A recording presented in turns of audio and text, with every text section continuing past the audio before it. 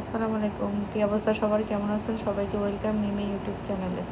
দেখেন জামাই এতগুলো বাজার নিয়ে এসছে, বলতেছে এগুলো তাড়াতাড়ি গুছিয়ে রাখো। ঘুম থেকে উঠে কাজ করতে ভালো লাগে, একটু তো রেস্ট নিতে ইচ্ছে করে না। এগুলো তো রাখতে হবে তাড়াতাড়ি, তা না হলে নষ্ট হয়ে যাবে। আর দিদি গরম মাথা নিয়ে বাচ্চাদেরকে উঠাইতে চলে আসছে, ও টোটার কত ঘুমাবি। আর গতকাল রাত্রে জামাইকে বলছি তুমি তাড়াতাড়ি একটা জুস মেশিন অর্ডার দাও, কারণ অরেঞ্জ খেতে আমার খুবই কষ্ট লাগে, দাঁত দিয়ে টানি খেতে আমার দাঁতে ব্যথা লাগে, অথবা মানে ঠোঁট জ্বালা পোড়া করে। সব থেকে বেশি আমার ঠোঁট জ্বালা পোড়া করে, কেন জানি না, ভিটামিন সি এর অভাবে হয়তো। সি খেতে খেতে আরও জ্বালা পোড়া করে বেশি।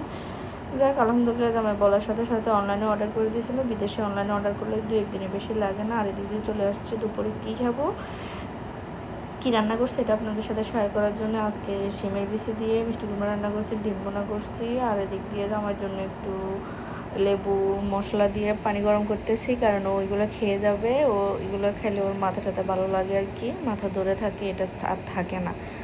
আর এদিক দিয়ে চলে আসছি খাওয়া দাওয়া করার পর তাড়াতাড়ি জুস বানানোর জন্য, দেখি জুস হয় কিনা, মেশিনটা ঠিক আছে কিনা। না, দেখতেছি আলহামদুলিল্লাহ খুব ভালোভাবে হইতেছে, তো কষ্ট কমে গেছে।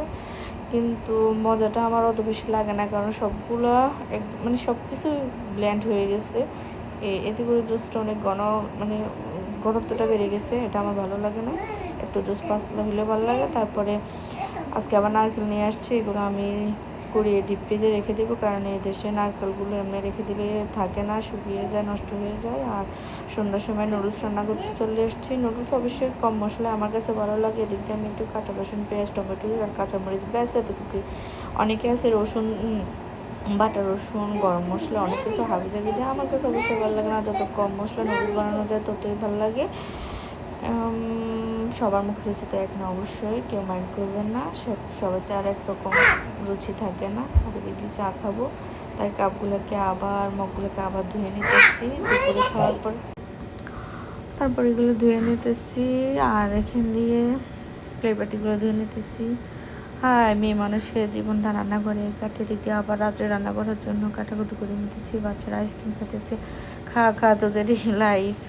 বাচ্চাকে মানে, আর এদিক দিয়ে অনেকগুলো পেঁয়াজ কেটে নিছি, অনেকগুলো ব্যবস্থা করে নিব। একসাথে অনেকগুলো ব্যবস্থা করে নিলে সুবিধা, যখন তখন বিরিয়ানিতে মাংসতে দেওয়া যায়। আর এদিক দিয়ে আমার রান্না করা শেষের পরে আমি একটু হাঁডি বিপ বসাই দিলাম দুপুরের জন্য, কারণ এদেশে অনেক গরম দিনে রান্না করা যায় না, খুবই কষ্ট লাগে রান্না করতে। পানি এত গরম থাকে, কিচেন রুমে তো ঢুকে যায় না।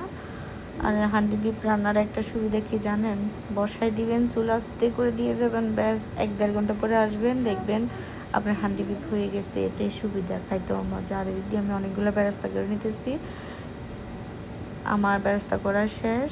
আর এ পাশে বাচ্চার বাবার জন্য বিটরুটের জুস বানাই নিলাম, এটা পাইলেও অনেক খুশি, আমার খুশি করতে কারই না ভালো লাগে।